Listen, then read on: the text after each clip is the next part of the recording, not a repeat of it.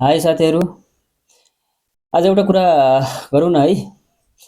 यो मध्यपूर्वको इजरायल र इरानको बीचमा जुन कन्फ्लिक्ट छ त्यसको विषयमा चाहिँ हाम्रो नेपालको राष्ट्रिय स्तरका पत्रपत्रिका टेलिभिजनहरूले प्रमुख हेडलाइनका साथ चाहिँ समाचारहरू दिइरहेका छैनन्। यो बडो दुःखको कुरा हो। अबको 3 या 4 दिन अथवा 1 हप्ताभित्रमा बडा गम्भीर स्थिति आउनेवाला छ मध्यपूर्वमा। कि चाहिँ इरानले परमाणु हतियार बनाउने कार्यको चाहिँ सधैँको लागि त्याग्नुपर्ने हुन्छ। अहिले उसले जम्मा गरेको लगभग 7 टन युरेनियम छ, त्यो युरेनियम चाहिँ आइएइएलाई चाहिँ हस्तान्तरण गर्नुपर्ने हुन्छ र म कहिले पनि अब यो परमाणु हतियार बनाउने कुरामा कहिल्यै गर्ने छैन भनेर उसले चाहिँ हस्ताक्षर गर्नुपर्ने हुन्छ एक। अथवा अयतुल्ला खामेनीको हत्यासहित इरानको पूर्ण तबाही बर्बादी चाहिँ बेहोर्नुपर्ने हुन्छ इरानले। या चीन र रसिया जस्ता देशहरूले इरानलाई साथ दिए भने चाहिँ अबको 1 हप्ताभित्रै विश्वयुद्ध, तेस्रो विश्वयुद्धको सुरुवात हुनेछ। मलाई लाग्छ यो तेस्रो बुँदा चाहिँ नहोला, किनभने चीन एकदम अहिले पछिल्लो 1980 देखि यता चाहिँ एकदम समझदार रूपले चलिरहेको छ। आफ्नो नागरिकहरूको सुरक्षा एकदम ध्यान दिएको छ। त्यसो नहोला। तर मेरो विचारमा चाहिँ दोस्रो विकल्प चाहिँ हुन्छ जस्तो लाग्छ। त्यो भनेको इरानको तबाही र त्यहाँको धार्मिक नेता आयतुल्ला खामेनीको हत्या। त्यो चाहिँ हुन्छ जस्तो लाग्छ मलाई। अब यो अस्ति 13 तारिकमा हैन, मतलब 30 गते हाम्रो शुक्रबारको दिन चाहिँ मध्यरातमा इजरायलले 81 चाहिँ 200 वटा फाइटर विमानले इरानको तेहरानमा चाहिँ आक्रमण गर्यो र त्यहाँका चारवटै सेनाका प्रमुखहरू हैन र 6 जना चाहिँ आणविक वैज्ञानिकहरू, प्रोफेसर वैज्ञानिकहरू गरेर 10 जना चाहिँ टप लिडरहरू र त्यसका साथमा केही जर्नलहरू र केही सेनाहरू र केही सर्वसाधारणहरू गरेर 80 जनाको चाहिँ त्यहाँ हत्या गर्यो। र त्यहाँ चाहिँ त्यसको बदलामा रिटालिएसन त गर्नै थियो इरानले, त्यो गर्यो। इरानले चाहिँ एकपटकमा 100औं मिसाइलहरू छोड्यो र त्यस्तो चाहिँ 10औं 20औं पटक चाहिँ छोडिसकेको छ। र त्यो 100औं मिसाइल छोड्दाखेरि इजरायलको डिफेन्स सिस्टमले चाहिँ 95% चाहिँ इन्टरसेप्ट गरेको छ र 5% चाहिँ के छ भने त्यहाँ चाहिँ हिट गरेको छ। त्यो के अरे तेल अभिभ, जेरुसलम, त्यसपछि हाइफा पोर्टहरूमा हैन। त्यो कस्तो भन्दाखेरि त्यहाँको चाहिँ अब अन्डरग्राउन्ड बङ्करहरू छन् इजरायलमा थुप्रो र मान्छेहरूको चाहिँ हाताहाती हुन पाएन। अहिलेसम्म चाहिँ 30 देखि 40 जना चाहिँ मान्छेहरू र 200 भन्दा बढी घाइतेहरू भएको सूचना छ हैन।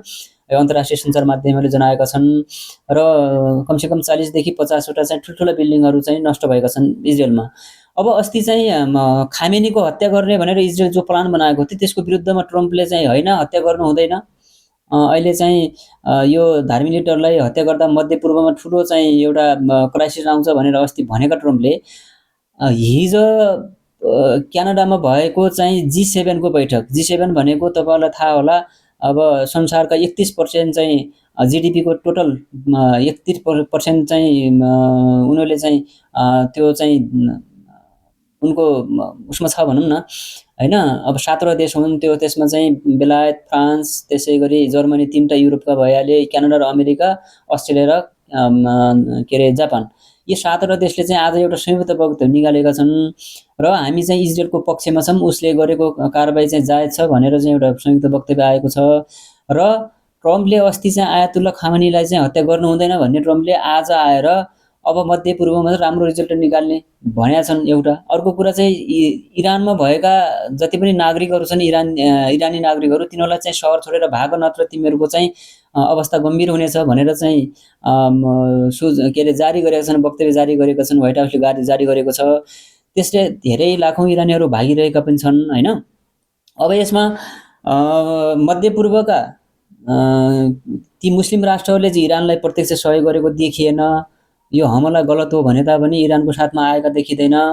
अनि यता चाहिँ पाकिस्तानले मात्रै इरानलाई साथ दिएको छ, टर्कीले साथ दिएको छैन। चीनले चाहिँ आज एउटा कार्गो विमान तेहरानमा झारेको छ, त्यसमा सायद केही सामानहरू होला इरानको लागि हैन। सायद अब यो डिफेन्स सिस्टम छ कि, अथवा चाहिँ एन्टी एयरक्राफ्ट गनहरू छ कि, अथवा चाहिँ तपाईको चाहिँ यो परमाणु बम लिएर गयो कि, त्यो चाहिँ भन्न सकिन्न। रसिया चाहिँ अब यो युद्धमा सामेल होला जस्तो लाग्दैन, किनभने युक्रेनको जमिन खानु छ उसलाई हैन। अब चीन पनि त्यसरी चाहिँ युद्धमा सहभागी भयो भने ताइवानको चाहिँ एउटा ठुलो समस्या आइलाग्छ भन्ने लाग्छ। यदि इरान तबाही भयो भने चाहिँ ताइवान हान्न सजिलो हुन्छ बरु चीनलाई हैन। त्यसकारणले चाहिँ यी दुईटा राष्ट्रहरूको ठुलो भूमिका हुन्छ। यी दुईटा राष्ट्र तान्ने ड्र्याग चाहिँ उत्तर कोरिया पनि हुन्छ। अब यसरी सरस्वती हेर्दाखेरि चाहिँ अब इरानले चाहिँ आफू डोमिनेन्स भएर सर्लकै चाहिँ के अरे हात उठाउने अथवा चाहिँ आत्मसमर्पण गर्छ जस्तो मलाई चाहिँ लाग्दैन।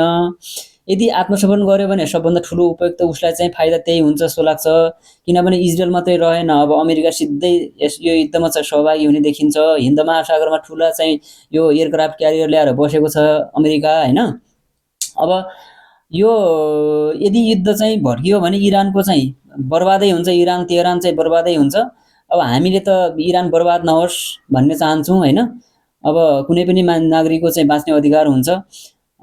यसले चाहिँ अब ल्याउने परिणाम कस्तो हुन्छ भन्दाखेरि हिन्द महासागरीय रुट चाहिँ त्यो झन्डै 70% हाम्रो चाहिँ व्यापार हुन्छ विश्वको, त्यो रुट बन्द हुन सक्छ यदि युद्ध सर्केर गयो भने।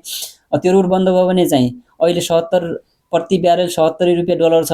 यसको चाहिँ 200-300 प्रति ब्यारेल डलर पुग्ला तेल चाहिँ। तेल महँगियो भने हाम्रो सामान महँगिन्छ, ढुवानी महँगिन्छ, खाद्य महँगिन्छ, सबै कुरा महँगिन्छ हैन।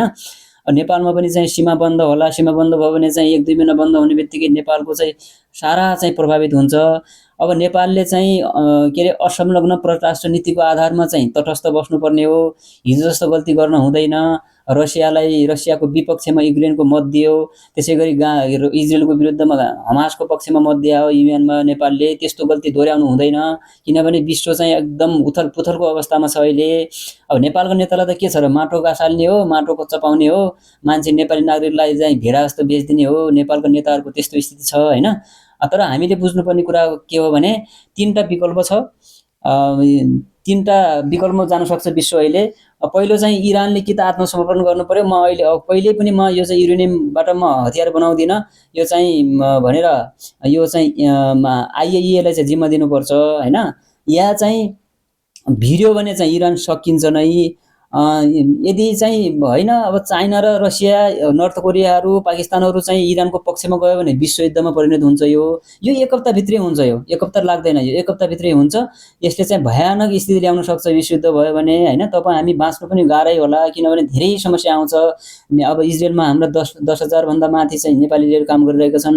यसले मलेसिया, खाडी लगायत धेरै देशहरूमा काम गर्ने नेपाली दाजुभाइहरूको रोजगारलाई पनि असर पार्ने हुन्छ हैन। अब नेपालले अहिलेसम्म बोलेको छैन आधिकारिक रूपमा, बोल्न पर्थ्यो हैन। यो चाहिँ इन्डिया र पाकिस्तानको युद्ध रोक्याउँ भन्ने प्रधानमन्त्रीले आजसम्म केही न केही वक्तव्य जारी गर्नु पर्थ्यो तटस्थ भएर। त्यो भइरहेको छैन र राष्ट्रिय स्तरका पत्रपत्रिकाले पनि यसको चाहिँ असर, यसले चाहिँ यसको कारण केही पनि ल्याएको छैनन्। अब यो इजरायल र इरानको बीचमा युद्धको कारण चाहिँ मैले टाइम भयो अर्को सेसनमा बनाउला। भिडियो लामो हुन्छ त्यसकारणले म छिटो बोलिरहेको छु हैन। 15 मिनेट भन्दा लामो भिडियो चाहिँ अपलोड नै हुँदैन हैन। अहिले बत्ती छैन त्यसको लागि। त्यसकारणले मैले चाहिँ अब आफूले अन्तर्राष्ट्रिय मिडियाहरू, सञ्चार माध्यमहरूको आधारमा मैले चाहिँ तपाईहरुलाई यो सूचना जानकारी गराएँ त। धन्यवाद।